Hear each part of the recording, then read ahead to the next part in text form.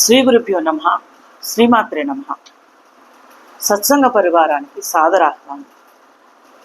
అమ్మవారి గురించి జగద్గురువులైన ఆదిశంకరాచార్యులు వారు విరచిత సౌందర్యలహరిలోని ఈ రోజున మనము 5వ శ్లోకాన్ని తెలుసుకునే ప్రయత్నం చేద్దాం.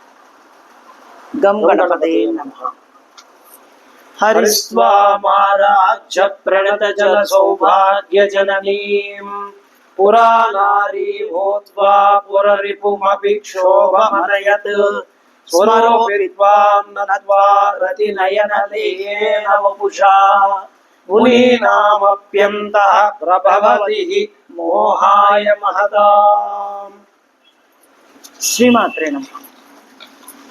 ఈ శ్లోకం యొక్క సూక్ష్మ అర్థం: శ్రీమాత, నిన్ను నమస్కరించే వారికి విశ్వ సౌభాగ్యాలు ఇచ్చే జనని అనగా సర్వులకు మాత. విష్ణుమూర్తి నిన్ను సేవించడం వలన జగన్మోహిని అయి త్రిపురాంతకుడైన శివుల వారిని సహితం మోహింపచేయగలిగాడు.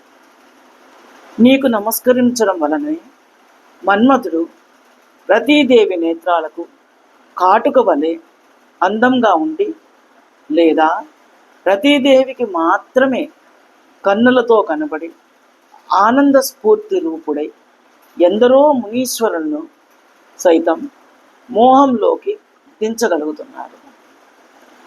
ఇక్కడ మన్మథుడు పరమేశ్వరునిచే భస్మమయ్యి, అనగా మనిషిగా లేనందున జగన్మాత అనుగ్రహంతో రతీదేవి కళ్ళకు మాత్రమే కనపడినట్లు, అనగా రతీ మన్మధులుగా ఉండటం ఆచార్యుల వారి సౌందర్య భావన.